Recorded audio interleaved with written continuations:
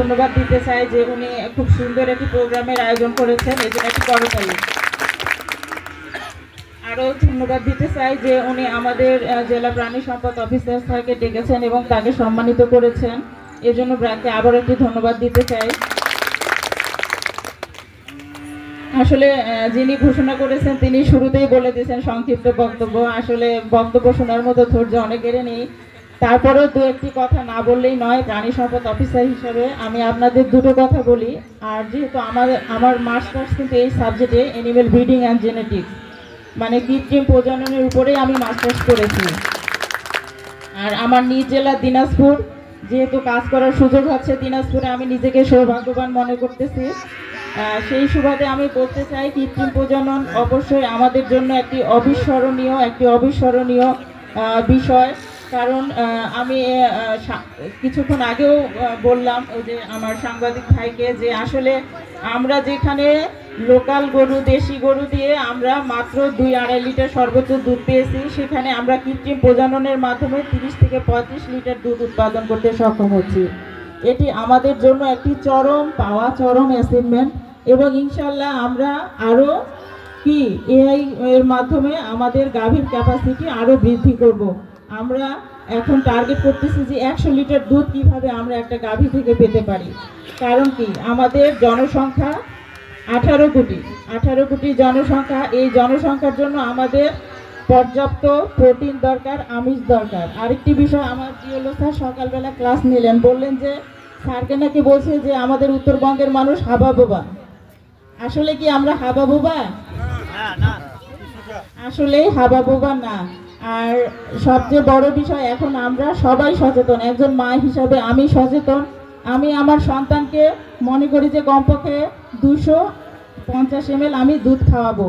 এক কথায় 1 পোয়া দুধ আমি প্রতিদিন আমার সন্তানকে খাওয়াবো। এবং এই বিষয়টা আমি মনে করি যে এখন অনেক মায়েরাই সচেতন যে তাদের বাচ্চাকে তারা নিয়মিত দুধ খাওয়াচ্ছে। এবং বয়স্ক যাদের, তাদের আরও বেশি দুধ খাওয়া প্রয়োজন। কেন প্রয়োজন বলেন? আমরা জানি দুধে সর্বোচ্চ ক্যালসিয়াম, যেটা এই যে আমাদের মাজার ব্যথা, আমাদের হাড়ের ব্যথা, কোমরে ব্যথা, হাঁটুর ব্যথা, উঠলে বসতে পারি না, বসলে উঠতে পারি না, এই সমস্যার মেইন কারণ হচ্ছে ক্যালসিয়াম। এবং দুধ ক্যালসিয়ামের একটি উৎকৃষ্ট সর্বোচ্চ পরিমাণ ক্যালসিয়াম দুধে থাকে। এটা কিন্তু আমাদের একটি উত্তম সোর্স। এই বয়স্কদের এবং শিশুদের এই যে দুধ খাওয়ার যে উপকারিতা, এইটা শুধু বললেই হবে না, আমাদের তো দুধের যোগান থাকতে হবে। তো এই কৃত্রিম প্রজননের মাধ্যমে আমরা এই দুধের যোগানটা আমরা দিচ্ছি। তবে আরেকটি বিষয় আমি খামারি ভাইদেরকে বলবো, দুধের উৎপাদন বাড়ানোর সাথে আরও কিছু বিষয় থাকে, যেমন আপনাদের কৃত্রিম প্রজনন এবং আপনাদের যে গাভী পালন করতেছেন তাদেরকে অবশ্যই মনে রাখতে হবে যে গাভীর মুখে দিলে ঘাস, দুধ পাবে 12 মাস। এই বিষয়টা আপনাদের মনে রাখতে হবে। কারণ আমরা যদি ঘাস না খাওয়াই, আমরা গাভী পালন করে লাভজনক হব না।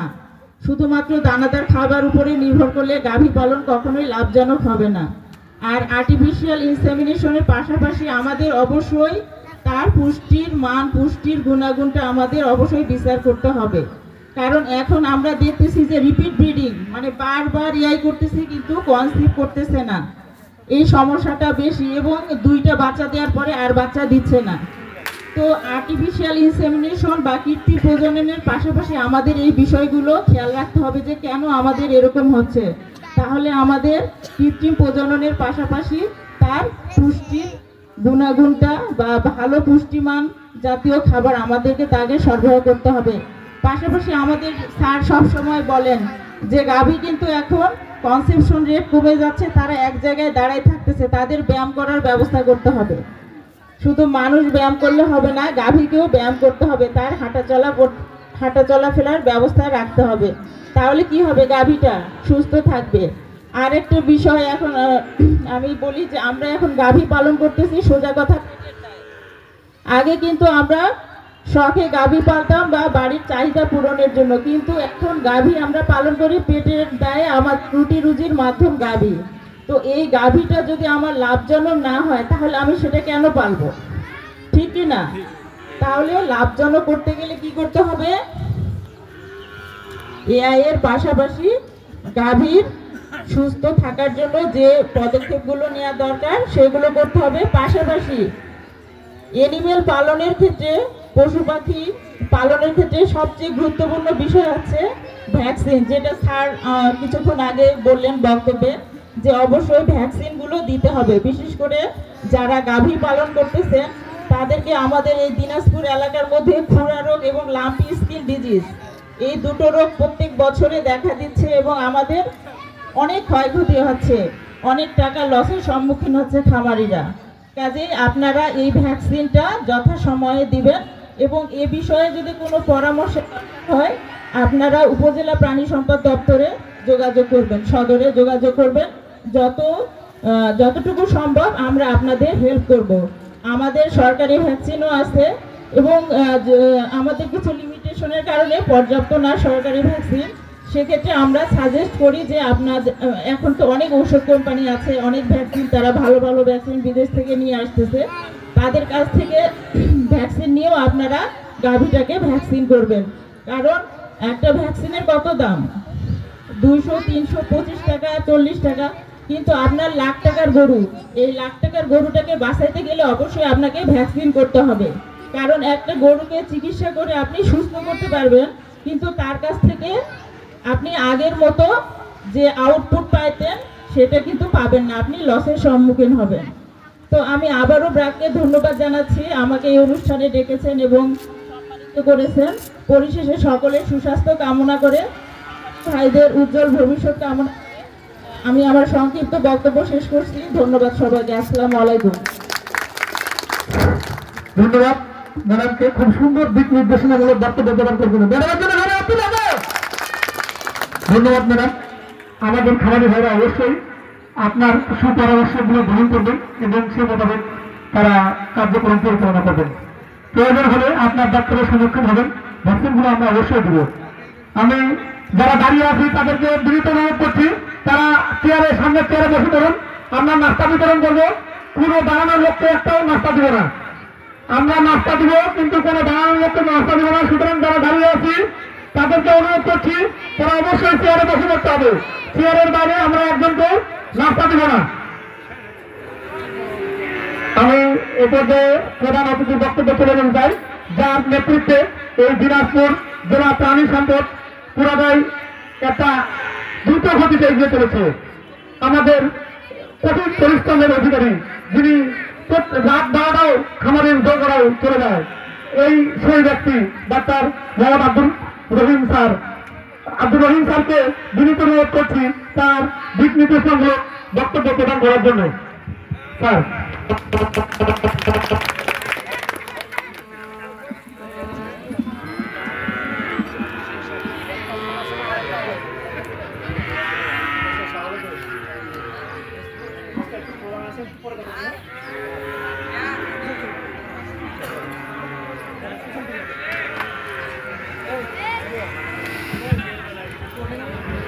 ব্র্যাক কৃত্রিম এন্টারপ্রাইজ দিনাজপুর কর্তৃক আয়োজিত আজকে এই শঙ্কর জাতীয় বাছুর প্রদর্শনী অনুষ্ঠানে সম্মানিত সভাপতি, মঞ্চভূষ্ট আমার সহকর্মী জনাব শাহিনা বেগম, সুযোগ্য উপজেলা প্রাণী সম্পদ কর্মকর্তা, দিনাজপুর সদর দিনাজপুর মহোদয়, আর উপস্থিত আছেন ব্র্যাকের বিভিন্ন পর্যায়ের কর্মকর্তাবৃন্দ, সম্মানিত সাংবাদিকবৃন্দ এবং যাদেরকে নিয়ে আয়োজন সেই সম্মানিত খামারিকে ভাই ও বোনেরা, আসসালামু আলাইকুম।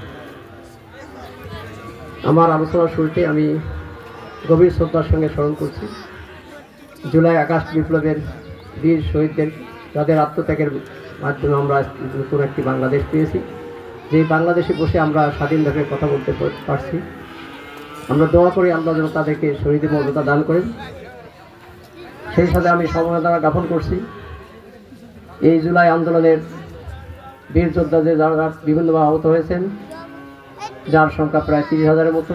এর মধ্যে প্রায় 700 জন যারা দৃষ্টিশক্তি হারিয়েছেন, যারা কোনোদিন পৃথিবীর মুখ হয়তোবা দেখতে পাবেন না।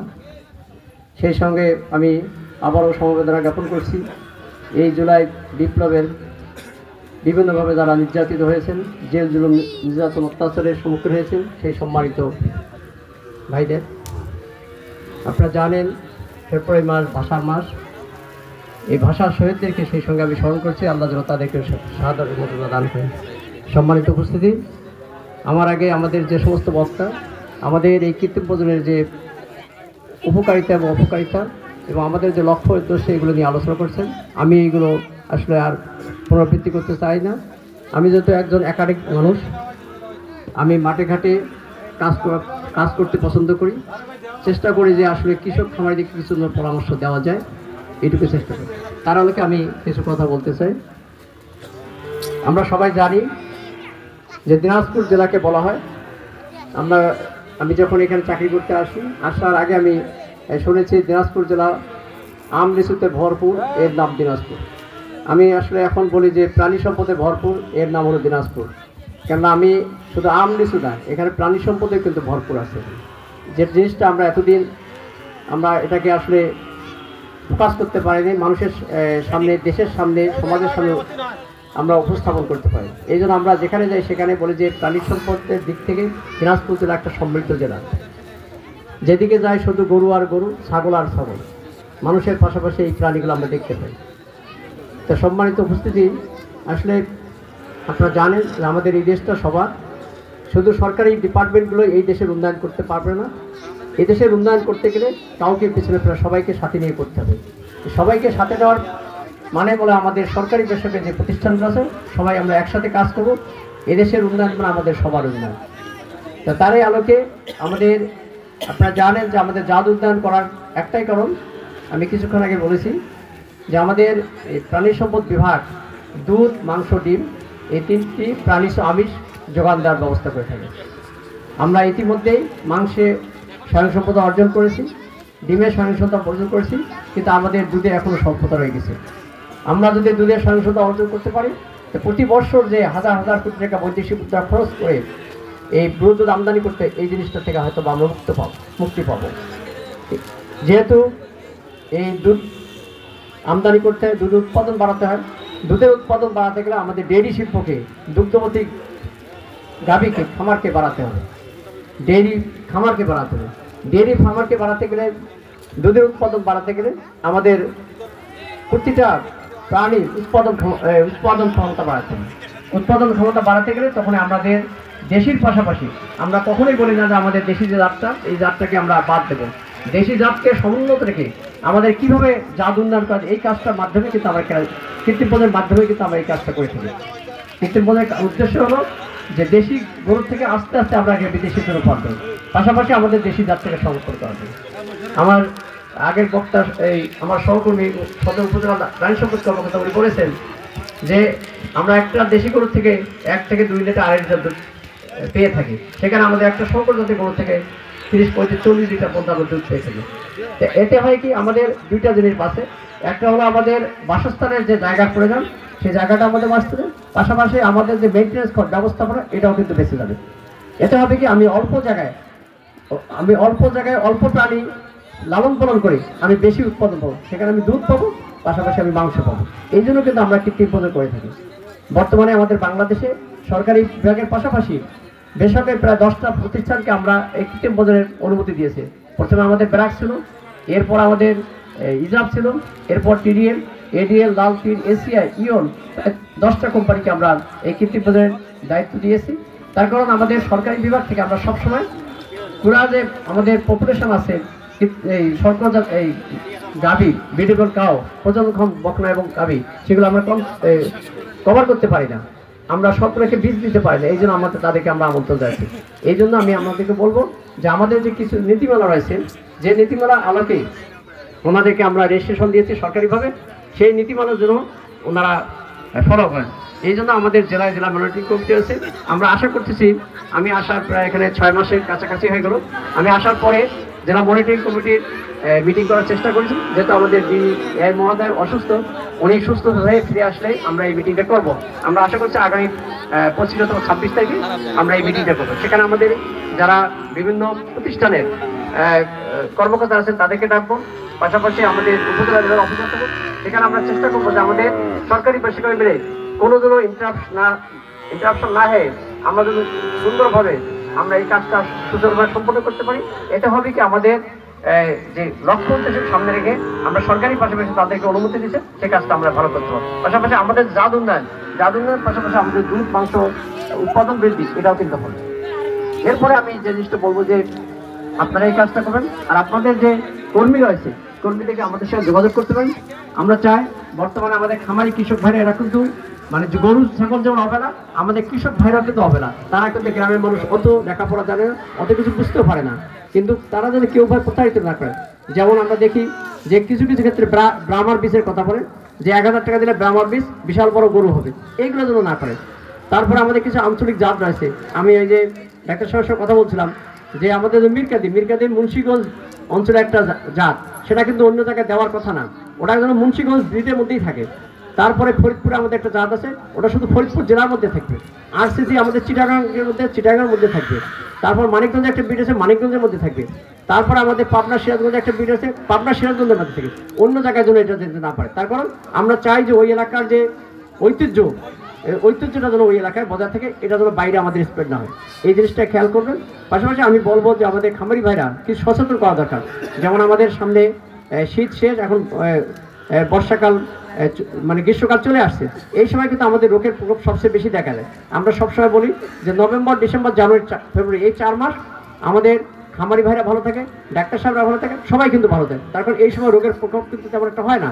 কিন্তু যখনই শীতকাল চলে যাওয়ার পরে দেখা যায় যে আমাদের রোগটা বেড়ে যায়। বিশেষ করে আমাদের সামনে খুরা রোগের সম্ভাবনা আছে, লাম্পি রোগের সম্ভাবনা আছে, তারপরে আরও 2-1টা রোগের সম্ভাবনা আছে। তাছাড়া আমাদের এই দিনাজপুর জেলা প্রায় 13টা উপজেলা, আমাদের 6টা উপজেলা, আমাদের পার্শ্ববর্তী দেশ সীমানা রয়েছে। এই সীমানা দিয়ে আমি সবসময় বলে থাকি যে কিছু চোরাকারবারি, কিছু অসাধু কারবারি, তারা রাতের আধারে কাঁটাতারে বেড়া করে অথবা ওই মোহনপুর ব্রিজের নিচ দিয়ে তারা কিছু কিন্তু গরু নিয়ে আসে। এই গরুগুলোকে অসুস্থ গরু হয়ে থাকে, এখান থেকে কিন্তু আমাদের খুরা রোগ আসে। এই জন্য আমি আপনার খামারি ভাইদেরকে অনুরোধ করবো যে আপনারা যাদের নজরে এ ধরনের আসবে সেই সমস্ত ভাইদেরকে আপনারা অনুরোধ করবেন যে আমরা কখনোই যেন নিজের পায়ে নিজে কোরআন না মানি। কেননা যে কাজটা ওই কাজটা যারা করে হয় তারা আপনাদের এলাকার প্রতিবেশী, আপনাদের ভাই, আপনাদের ভাইস্তা, আত্মীয়স্বজন কেউ না কেউ। এই জন্য তাদেরকে বলবেন যে বর্তমান সরকারের পক্ষ থেকে তাদেরকে পুনর্বাসনের সুযোগ রয়েছে, আমরা বিভিন্ন কাজে তাদেরকে লাগাতে চাই। তারা যেন এই চোরাকারবারি, এই অবৈধ পন্থা বাদ দেয়। এতে হবে কি আমাদের দেশীয়ভাবে আমাদের প্রাণীগুলো ক্ষতিগ্রস্ত হবে। এই জন্য আমি বলবো যে আপনাদের যেহেতু সীমান্তবর্তী এলাকা, এখন থেকে আপনারা এই খুরা রোগের ভ্যাকসিন প্রতি 4 মাস অথবা 6 মাস পর করে দেবেন। তারপর লাম্পি রোগের ভ্যাকসিন এটা বছরে একবার করে দেবেন। আমার সহকর্মী সদর ইউরো অফিস বলার চেষ্টা করেছে যে আমাদের সরকারিভাবে অত প্রচুর পরিমাণে ভ্যাকসিন আমরা সরবরাহ করতে পারি না। তার কারণ আমাদের খুরা রোগের আমাদের টোটাল যদি গরু হয়ে থাকে 2.5 কোটি, সেখানে আমাদের 2টা রোজ 5 কোটি ভ্যাকসিন হয়, কিন্তু আমাদের 5 কোটি ভ্যাকসিন হয় না। এখানে দেখা যায় যে হয়তো 50 থেকে 60 লাখ 1 কোটি ভ্যাকসিন হয়, বাকি ভ্যাকসিন বাইরে থেকে নিয়ে আসতে হয়। তো এই ভ্যাকসিন বিভিন্ন কোম্পানিকে আমরা অনুমতি দিচ্ছি, তারা নিয়ে আসবে। এই ভ্যাকসিনটা আপনার যে মূল্যটা আছে সেই মূল্য দিয়ে করে দেবেন। আমাদের যারা সরকারি কর্মী রয়েছে প্রতিটা উপজেলা আমাদের প্রতিটা ইউনিয়নে আমাদের একজনকে ভ্যাকসিনের রয়েছে, আমাদের AIT মিশন রয়েছে, আমাদের LSP আছে, তাদের মাধ্যমে আপনারা করে দেবেন। আর লাম্পি রোগের ক্ষেত্রে আমাদের সরকারিভাবে একটা ভ্যাকসিন অলরেডি শুরু হয়ে গেছে প্রোডাকশন। এটা আমাদের সিটটা আমাদের সাভার থেকে আমাদের মহাবিদ্যালয় আছে। আমরা আশা করছি 3-4 মাসের মধ্যে এই ভ্যাকসিনটা আমরা যদি পাই, তাহলে আপনাদের যে বাইরের থেকে যে একটা গরুর জন্য ভ্যাকসিন করতে 250 থেকে 300 টাকা খরচ হয়, এটা হবে না। এটা হবে সরকারি ভ্যাকসিনটা হয়তো 25 থেকে 30 টাকার মধ্যে পাবো। অত যদি প্রচুর পরিমাণে না হয়, কিছু কিছু যদি হয়, আমরা যদি দিতে পারি, তাহলে আমাদের অনেকটা রক্ষা হবে। যাই হোক, আমি যে জিনিসটা বলি যে আপনারা হয়তো অনেকক্ষণ থেকে আসছেন, আমি আপনাদের বিরক্তির কারণে হয়তো আপনার আমি আরেকটা কথা বলতে চাই যে আপনাদের সবসময় শুধু গাভীর যত্ন নিলাম না, বাছুরের যত্ন নিতে। তার কারণ আমি দুগ্ধ খামারিদের সাথে কথা বলে দেখেছি যে তারা কি করে, সব দুধটুকু দেয় না। যেমন কিছুক্ষণ আগে আমি এক খামারি ভাইয়ের সাথে কথা বলছিলাম, উনি যদি এটা মানে হয়ে থাকে, মানে সত্যি যদি হয়ে থাকে, আসলে আমি বলবো যে এটা আমাদের ডাক্তারি ভাষায় নীতি নৈতিকতার বৃদ্ধি। যখন উনি দুধ উৎপাদন মানে দুধের দাম ভালো পায়, তখন উৎপাদন বাড়ায় দেয়, দুধের দাম যখন কমায় দেয়, তখন বাছুরকে বেশি খাওয়ায়। যখন দুধের দাম কম থাকে তখন উনি দুধ কম দেওয়ার, যখন আমার দুধের দাম বেশি তখন বাছুরকে কম খায়, দুধ বেশি নেন। এটা আসলে ঠিক না। আমরা বলি যে একটা গরুর জন্মের পর থেকে বাছুরের একটা বিশেষ করে 3-3.5 মাস পর্যন্ত বডি ওঠে, তাকে 10% দুধ খাওয়াতে। তার মানে জন্মের সময় যদি তার ওজন 10 কেজি হয়, তাকে 1 কেজি দুধ খাওয়াতে হয়। আমরা জানি যে শঙ্কর জাতের বাছুরগুলো 30 কেজির মতো ওজন হয়, তাহলে 3 কেজি তাকে দুধ দিতে হবে 24 ঘন্টায়। এটা যদি আমরা 3-3.5 মাস পর্যন্ত দিই, তার বাছুরটা বেশ হৃষ্টপুষ্ট হবে, নাদুর দুধের চেহারা তার ভালো হবে। আর 3-3.5 মাস পর দুধ একটু কমাই দিয়ে বাড়তি খাওয়া দিলে তার সমস্যা হয়। আরেকটা জিনিস খেয়াল করবেন যে 40 দিন পর্যন্ত বাছুরকে কখনোই মায়ের দুধ বাদ দিয়ে অন্য কিছু খাওয়াবে না, তার কারণ সেই সময় তাদের রুমেনটা ডেভেলপ করে না। আপনি যদি দুধ বাদ দিয়ে বাকি অন্য কিছু খান তখন বাছুরটা পাতলা পায়খানা হবে, তারপরে পেট নষ্ট হয়ে যাবে, বদহজম শুরু হয়ে যাবে, একসাথে বাছুরটা মারা যাবে। এই কাজটা কখনোই করা যাবে না। জন্মের 40 দিনের মধ্যে দুধ বাদ দিয়ে কোনো কিছু দেওয়া যাবে। 40 দিন পরে দুধের পাশাপাশি বাড়তি খাওয়া দিতে হবে। এরপরে আমি বলছি গাভীর যত্ন। গাভীর যত্নের ক্ষেত্রে আমরা বলি যখনই পেটে বাচ্চা গাভী আসে এর জন্য বাড়তি খাওয়া দিতে হবে। আপনারা কি করেন, আগে যা খাওয়াইছেন বা প্রেগনেন্ট হওয়ার পরে, গর্ভবতী হওয়ার পরে একই ধরনের খাওয়া, আসলে এটা ঠিক না। আসলে দুইজনের খাওয়া দিতে হয় তখন। এই জন্য আমরা বলি যে এই গাভীর যদি স্বাস্থ্য ভালো রাখতে চান সবসময় কাঁচা ঘাসের দিকে নজর দিতে হবে। এবং কাঁচা ঘাস করা হবে কি, গাভীর স্বাস্থ্য ভালো থাকবে, উৎপাদন খরচ করবেন, আপনার যে উৎপাদিত পণ্য যে রেট দাম পাচ্ছে এটা দিয়ে কিন্তু আপনার পোষায় দেবেন। এই জন্য আমি সবসময় বলি যে দানাদার খাদ্য থেকে বের হয়ে আসে আপনি কাঁচা ঘাসের দিকে নজর দেন, এবং কাঁচা ঘাসকে দীর্ঘ সময় রাখার জন্য, দীর্ঘদিন রাখার জন্য এবং সংরক্ষণ করার জন্য আপনার সাইলেজ যে প্রযুক্তি, এই প্রযুক্তি নেন। আমাদের উপজেলা প্রাণী সম্পদ কর্মকর্তা মহোদয় আছেন, আমাদের সদরে অফিস রয়েছে, হ্যাঁ, আমাদের এখানে বেশ আমাদের অনেক প্রশিক্ষিত সহকর্মী রয়েছে। তাদের মাধ্যমে আপনি স্বল্প খরচে কীভাবে আপনি সাইলেজ তৈরি করতে পারেন, কীভাবে কাঁচা ঘাস খাওয়াতে পারেন, উৎপাদন খরচ কীভাবে, এই জন্য মাঝে মাঝে আমাদের কাছে যাবেন। অথবা ওনাদের এখানে আমি দেখলাম যে ব্র্যাকের আমাদের ছোটো ভাই, এরা ছোটোই আমার, ঠিক আছে, এই একজন আছেন, তারপর ইমরান আছে, এরা আমার কিন্তু ছোটোই জুনিয়র। আমি যত কথা জানলাম তারাও কিন্তু ডাক্তার, তারাও এই ব্যাপারে পড়াশোনা করছে। তাদের মাধ্যমে, যদিও ওনারা এখানে থাকেন না, ওনারা ঢাকায় থাকেন, সে হয়তো বা রংপুরে থাকে, এখানে পাবেন না, কিন্তু আমাদের যে স্থানীয় প্রাণী সম্পদ অফিসটা আছে এখানে গেলে কোনো সমস্যা নেই। আমরা সরকারি বেসরকারি যারাই এই করুন না করুন তাদেরকে আমরা পরামর্শ দিয়ে থাকি। আর খামারি তো আমাদের সবার, খামারি কিন্তু সরকারি বেসরকারি নেই, খামারি কিন্তু ইউনিভার্সাল, সার্বজনীন, সবার জন্য, ঠিক আছে। আমরা বলবো না যে ব্র্যাকের যারা সুফলভোগী তারা আমি সাহায্য করবো। প্রাণী সম্পদ ডিপার্টমেন্ট এটা সবার জন্য উন্মুক্ত, ঠিক আছে। এখানে সবাই আপনারা যেতে পারেন। আপনাদের জন্য আমাদের বলা যায় যে 24 ঘন্টা দরজা খোলা থাকে। যদিও আপনারা রাতের বেলা অফিসে যান না, তারপর আমরা বলি যে সকাল 9টা থেকে বিকাল 5টা পর্যন্ত শুক্রবার এবং শনিবার বাদ দিয়ে বাকি খোলা থাকে। এই সময়গুলো আপনারা আমাদের কী করবেন, অফিসে আসবেন, আমাদের সাথে কথা বলবেন, পরামর্শ নেবেন, আপনাদের উৎপাদন খরচ কমে যাবে।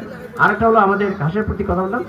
আর আমাদের এখন যেটা স্লোগান শুরু হয়েছে যে আমি সেই শক্তি, আমি সেই মুক্তি, ঠিক আছে। এটা আমাদের জাতীয়ভাবে স্বীকৃত একটা স্লোগান যে আমি সেই শক্তি, আমি সেই মুক্তি, ঠিক আছে। আমিষ মানে কি, প্রোটিন। প্রোটিন কোথায় পাবেন? ওই যে বলছে যে আমাদের একটা বাচ্চাকে প্রতিদিন 250 দুধ খেতে, শুধু বাচ্চাকে দিতে হবে, আমাদেরকে দিতে হবে না, আমাদেরকে খেতে হবে, ঠিক আছে। তারপরে প্রতিদিন একটা করে, আমরা বলি সপ্তাহে 2টা করে ডিম খেতে হবে, যাতে সামর্থ্য আছে প্রতিদিন একটা করে ডিম খেতে হবে, এবং 120 গ্রাম মাংস খেতে হবে। 120 গ্রাম মাংস, 250 ml দুধ এবং সপ্তাহে 2টা ডিম। এটা হলো আমাদের এফএও কর্তৃক নির্ধারিত একটা মানে আমাদের মানদণ্ড। এটা যদি আমরা খাই আমরা ভালো থাকবো, সুস্থ। আর দুধ না খেলে কি হয় সেটা আমার সহকর্মী উনি বলার চেষ্টা করেছে যে দুধ ধরুন একটা উন্নত মানে ক্যালসিয়াম আছে। এই যে আপনাদের হাড় ক্ষয়, আপনারা যদি নিয়মিত দুধ খান হাড় ক্ষয় হবে না, কোমরে ব্যথা, হাঁটু ব্যথা, মাজা ব্যথা, মাথা ধরা, বিভিন্ন রোগ, এইগুলো যে রক্ষা থেকে আপনার মুক্তি পাওয়া যাবে। তো যাই হোক, আমি আর আপনাদের কথা বলে না, আপনাদের সাথে ভবিষ্যতে আরও দেখা হলো। আমি আসার মাত্র 6 মাসের কাছাকাছি, হয়তোবা আমি যদি সুস্থ থাকি, ভালো থাকি, আর অনেকবার দেখা হবে। আর আমি দিনাজপুর সদর উপজেলায় 2 বছর চাকরি করে গেছি, 2020 এবং 2021 সাল। কিন্তু সেই সময় মুভ করছি, ভালোই করছি, চলাফেরা করছি, কিন্তু করোনাকালীন সময় যেহেতু দিনাজপুর রেড জোনে ছিল, অথবা গ্রামেগঞ্জে অত যেতে পারিনি, আমরা বান্ডিংসের মধ্যে ছিলাম 2020 এবং 21 সাল। আমাদের অফিস টু বাসা এবং গ্রামেগঞ্জে ওইভাবে আমাদের বলা ছিল যে তোমরা মুভমেন্টটা একটু মানে কমাই দিতে পারো, তোমাদের চলাফেরা একটু কমাই যেতে পারেন। তো ভবিষ্যতে আপনাদের সাথে আরও দেখা হবে, আমরা আছি। আপনারা আসবেন, যখনই শহরে আসবেন তখন আমাদের জেলা অফিস বালুবাড়ি পশু হাসপাতাল ওখানে আসবেন, অথবা টার্মিনাল সদর অফিস সেখানে আসবেন, আমাদের যেগুলো পরামর্শ নেবেন। আর আমাদের বিভিন্ন হটলাইন যে মানে নাম্বারগুলো আছে এই নাম্বার আপনাদের ফোন দিতে পারেন। পরিশেষে ব্র্যাক এই কৃত্রিম প্রজনন এন্টারপ্রাইজ কর্তৃক আয়োজিত বাছুর প্রদর্শনী অনুষ্ঠানে আমাকে আমন্ত্রণ জানিয়ে কিছু কথা বলার সুযোগ দেওয়ার জন্য ব্র্যাক কর্তৃপক্ষ ধন্যবাদ জানাই। পাশাপাশি আপনারা আমাদের বলা যায় স্টেক হোল্ডার, আপনাদেরকে নিয়ে আমাদের কাজ। আপনারাও দীর্ঘ সময় ধরে বসে আছেন, আপনাদের পশুগুলা অস্থির হয়ে গেছে, বাড়ির যাওয়ার জন্য হয়তো তারা মায়ের দুধ খাবে, ঠিক আছে। দীর্ঘ সময় তাদের মায়ের দেন, এরা বাচ্চা ও মা দুইটাকে আলাদা খুব টাফ ব্যাপার। এটা যতই অ্যানিমেল হোক আর মানুষ হোক, দেখেন পশু আর মানুষ হোক থেকে কোনো ব্যাপার না, মা বাচ্চা সেটা মানুষও হতে পারে, পশু হতে পারে। এরা অস্থির হয়ে গেছে। পরিশেষে আপনাদেরকে জেলা প্রাণী সম্পদ দপ্তর দিনাজপুর পক্ষ থেকে আপনাদের সবাইকে ধন্যবাদ জানিয়ে আমার কথা শেষ করছি। আল্লাহ হাফেজ, আসসালামু আলাইকুম। ধন্যবাদ স্যারকে খুবই সুন্দর একটা দিক নির্দেশনামূলক বক্তব্য প্রদান করার জন্য। ইনশাল্লাহ আমাদের খামারি ভাইয়েরা আপনার বক্তব্য উজ্জীবিত হবে স্যার, আপনার নির্দেশনাগুলো অবশ্যই পালন করবে স্যারের জন্য যারা একটা বলবেন। আমি এই পর্যায়ে আমাদের যারা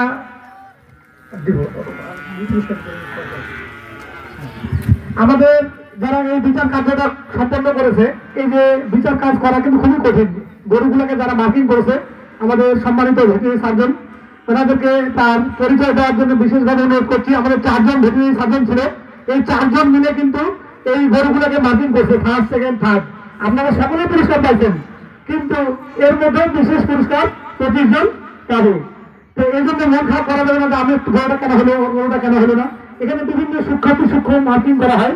কেউ মানে দুধের রেকর্ড আছে, কেউ গায়ের স্ট্রাকচার আছে, গায়ে যদি পশমের মানে সমস্যা থাকে, স্কিন ডিজিজ থাকে, এই কারণে হয়তো ডিফারেন্ট হতে পারে।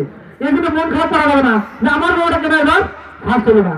এই জন্য প্রতিযোগিতায় অংশগ্রহণ করছি, এটাই বিশাল। আমার গরুটা যে আজকে সকলে দেখলো, এটাই বিশাল।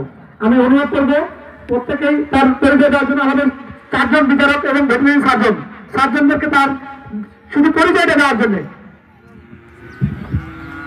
আসসালামু আলাইকুম, আমি ডাক্তার Mahbubur Rahman, veterinary surgeon, Rangpur region.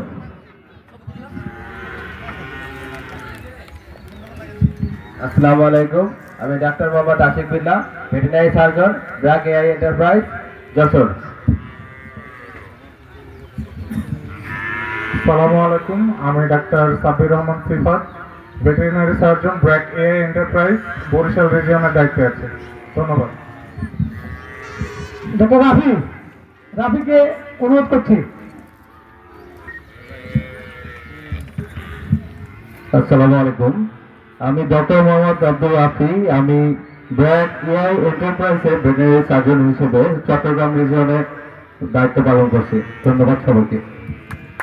আমাদের মাঝে আরো একজন উপস্থিত আছে, আমাদের মোজাম্মেল ভাই, মেম্বার মানুষ, তার পরিচয়টা দেয়নি। আমরা তার পরিচয়টা দেওয়ার জন্য অনুরোধ করছি। উনি পাশের ইউনিয়নেরই আমাদের ব্র্যাক কৃত্রিম প্রদান কর্মী, আপনাদের সেবা প্রদানকারী। আসসালামু আলাইকুম, আমি মোহাম্মদ মোজাম্মেল হক, 6 নম্বর আউলিয়াপুর ইউনিয়ন পরিষদ 1 নম্বর ওয়ার্ড সদস্য, এমনকি ব্র্যাক এন্টারপ্রাইজ আমাদের কৃত্রিম প্রদানের কর্মী।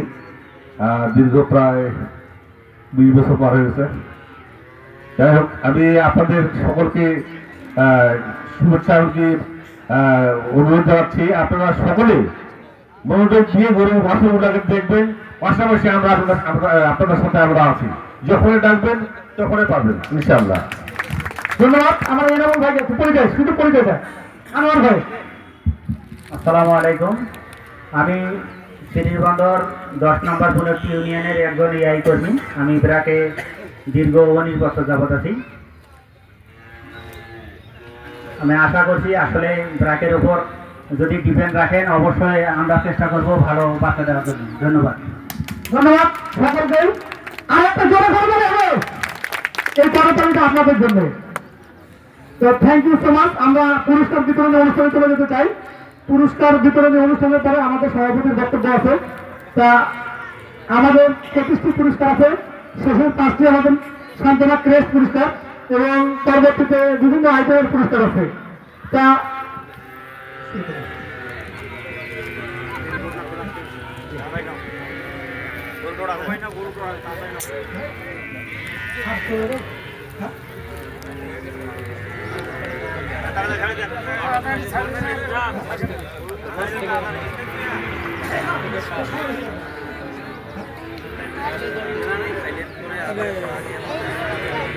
আচ্ছা 10 থেকে শুরু করি স্যার, যেহেতু 10টা মানুষ চলে যাবেন, এই জন্য আমরা 10 থেকে শুরু করবো। নিচের পুরস্কারগুলো কিন্তু দিব, চলে যাবেন না। নিচে যে 10-এর নিচে যে পুরস্কার আছে 15টা, এটাও কিন্তু আপনারা নিয়ে যাবেন। 10ম পুরস্কার নেওয়ার জন্য বিনীত অনুরোধ করছি জাকির, 40 নম্বর সিরিয়াল জাকির ভাই জন্য একটা হাতে হবে। জাকির ভাই কি আছে? জি, জাকির ভাই দরজে চলে আসেন। আপনি ডান দিকে আপনার টোকেনটা নিয়ে আসবেন, ডান দিকে ঢুকবেন এবং পুরস্কার নিয়ে ডান দিকে চলে যাবেন। এদিকে ডান দিকে।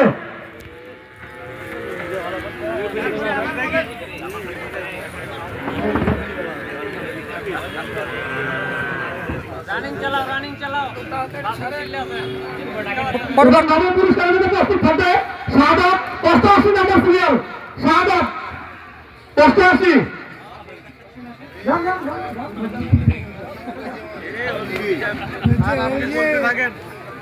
আপনারা আপনারা তোমরা হাতে রাখবেন সাধারণত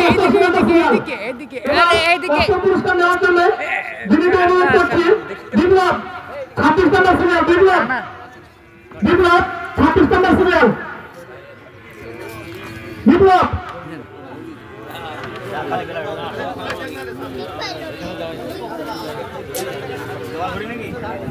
তারপরে সপ্তম পুরস্কার নেওয়ার জন্য অনুরোধ করছি 43 নম্বর সিরিয়াল ফরহাদ ভাই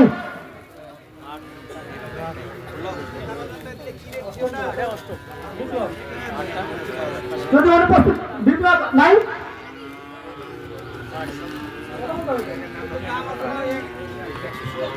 বিপ্লব একটু প্রতিবন্ধিত এবার সপ্তম ফরহাদ ভাই 43 এবার ষষ্ঠ পুরস্কার নেওয়ার জন্য অনুরোধ করছি মেহরাব 59 নম্বর সিরিয়াল মেহরাব একটু হাততালি হবে প্রবীণ মানুষ আমাদের খুবই পরিশ্রম করছেন পঞ্চম পুরস্কারের জন্য অনুরোধ করছি লিয়াকত 25 নম্বর সিরিয়াল লিয়াকত ভাই আসি ষষ্ঠ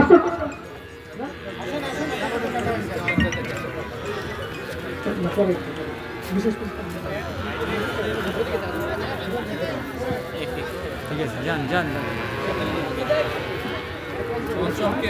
পঞ্চম লিয়াকত তার নাম লিয়াকত না সামনে করলাম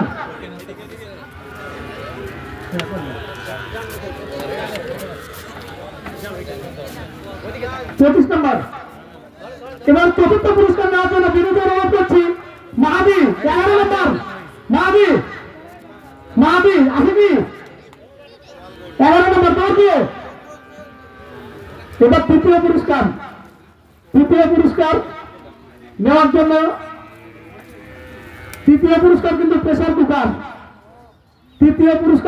চতুর্থ যেটা যাচ্ছে এটা হচ্ছে আয়রন মেশিন ইস্ত্রি করা মেশিন তৃতীয় পুরস্কার প্রেসার কুকার এই প্রেসার কুকার নেওয়ার জন্য অনুরোধ করছি জুলফিকার ভাইকে 13 নম্বর সিরিয়াল জুলফিকার এটা হাতে নেবে পরবর্তী নামটা ঘোষণা করেন না দ্বিতীয়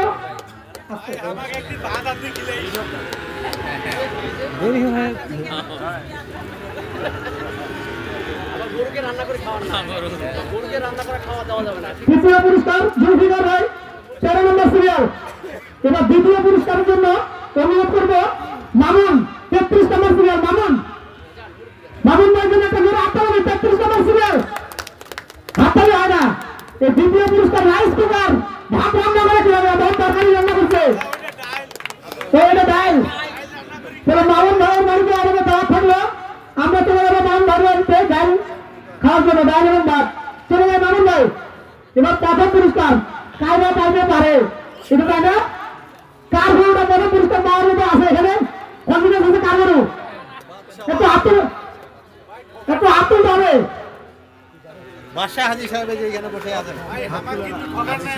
আমাদের প্রথম পুরস্কার গ্রহণ করার জন্য অনুরোধ করবো বাচ্চা 76 নম্বর সিরিয়াল উনি হাজি মানুষ একটু আমার বাচ্চা ভাইয়ের জন্য একটু জোরে হাত তুলে হবে প্রথম পুরস্কার মোবাইল সেট একটি স্মার্ট মোবাইল ফোন বাচ্চা ভাইয়ের জন্য একটু জোরে হাত তুলে হবে এবং উনি একজন হাজি মহোদয় আমাদের জন্য দোয়া করবেন ইনশাআল্লাহ আমরা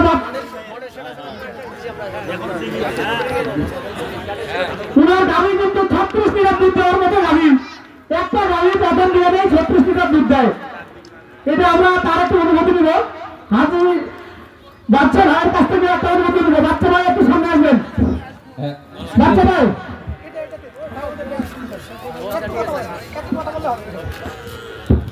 আসসালামু আলাইকুম আমার নাম বাদশাহ আলম আমার বাড়ির কাশীপুর ধার বসিয়ে এখানে আমি 20 বছর ধরে এই গরু আমি ছাড়াই এসতেছি মোটামুটি আমি আমার সমস্যা 3 বছর ধরে আমার এই যে খোঁজের ভাই ওরা আগের দিন আমার খেয়েছে ওনার কাছে আমি এই ফার্মটা ধরিয়ে রাখছি যাই হোক আপনারা আমার জন্য দোয়া করিয়েন তোমার জন্য ফার্মটা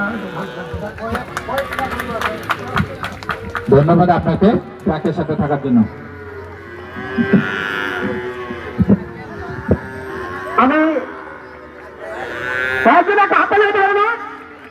আমি বিনীত অনুরোধ করবো আমাদের সম্মানিত অতিথিদেরকে বুঝে করে দেওয়ার জন্য। আমি আমাদের পুরস্কার বিতরণী অনুষ্ঠান কন্টিনিউ করতে চাই। আমি 25তম পুরস্কার নেওয়ার জন্য অনুরোধ করবো 28 নম্বর সিরিয়াল আসাদুর 28 নম্বর সিরিয়াল।